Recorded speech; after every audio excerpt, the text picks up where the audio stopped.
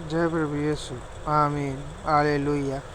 गिदोन की मिद्यानियों पर विजय। 7वें का पहला। तब गिदोन जो यरुब्बाल भी कहलाता है और सब लोग जो उसके संग थे सवेरे उठे और हेरोद नामक सोते के पास अपने डेरे खड़े किए और मिद्यानियों की छावनी उनके उत्तरी ओर मोरे नामक पहाड़ी के पास तराई में पड़ी रही थी। दूसरा। तब यहोवा ने गिदोन से कहा, जो लोग तेरे संग इतने हैं कि मैं मिद्यानियों को उनके हाथ नहीं कर सकता, नहीं तो इज़राइल यह कहकर मेरे विरुद्ध अपनी लड़ाई मारने लगेंगे कि हम अपने ही भुजबल के द्वारा बचे हैं। तीसरा। इसलिए तू आकर लोगों में यह प्रचार करके सुना दे, जो कोई डर के मारे थरथराता हो वह गिलाद पहाड़ से लौटकर चला जाए। तब 22,000 लोग लौट गए और केवल 10,000 रह गए। चौथा। फिर यहोवा ने गिदोन से कहा, अब भी लोग अधिक हैं, उन्हें सोते के पास नीचे ले चल, वहाँ मैं उन्हें तेरे लिए परखूँगा और जिसके विषय में मैं तुझे से कहूँ वह तेरे संग चले वह तो तेरे संग चले, और जिसके विषय में मैं कहूँ ये तेरे संग न जाए वह न जाए। 5वां।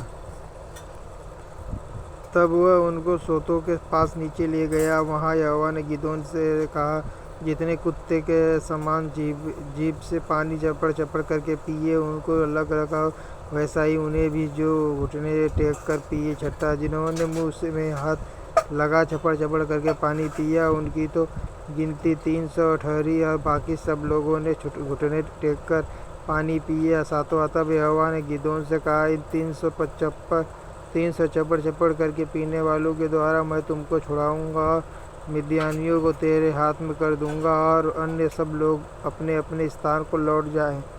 8वां। तब उन 300 लोगों ने अपने हाथ भोजन सामग्री ली और अपने अपने नरसिंगे लिए, और उसने इज़राइल के अन्य सब पुरुषों को अपने अपने डेरे की ओर भेज दिया, परंतु उन 300 पुरुषों को अपने पास रख छोड़ा, और मिद्यान की छावनी उसके नीचे तराई में पड़ी थी। 9वां। उसी रात यहोवा ने उससे कहा, उठ छावनी पर चढ़ाई कर, क्योंकि मैं उसे तेरे हाथ में कर देता हूँ। 10वां। परंतु यदि तू चढ़ाई करते डरता हो तो अपने सेवक फूरा को संग लेकर छावनी के पास जाकर सुन। 11वां। कि वे क्या कर रहे हैं, उसके बाद तुझे उस छावनी पर चढ़ाई करने का साहस होगा। तब वह अपने सेवक फूरा को संग ले उन हथियारबंदों के पास जो छावनी के छोर पर थे उतर गया। 12वां। छावनी मिद्यानियों और अमालेकी और सब पूर्वी लोगों को टिड्डियों के समान बहुत से तराई में फैले पड़े थे, और उनके ऊँट समुद्र तट की बालू के किनकों के समान गिनती से बाहर थे। 13वां। जब गिदोन वहाँ आया तब एक जन अपने किसी संगी से अपना स्वप्न यो कर रहा था, सुन, मैंने स्वप्न में क्या देखा है कि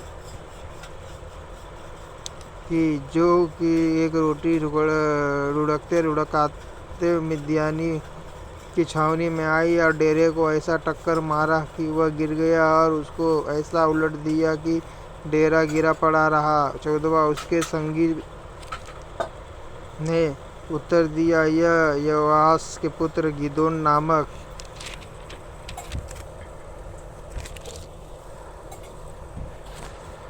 एक इज़राइल पुरुष की तलवार को छोड़ कुछ नहीं है, उसी के हाथ में परमेश्वर ने मिद्यान को सारी छावनी समेत कर दिया है।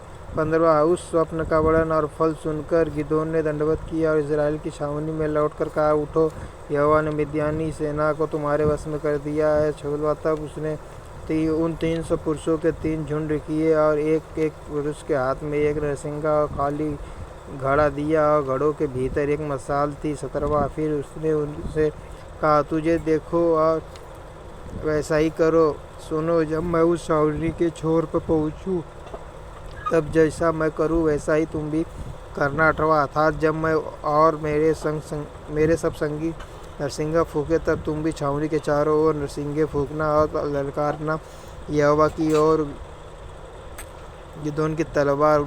19वां।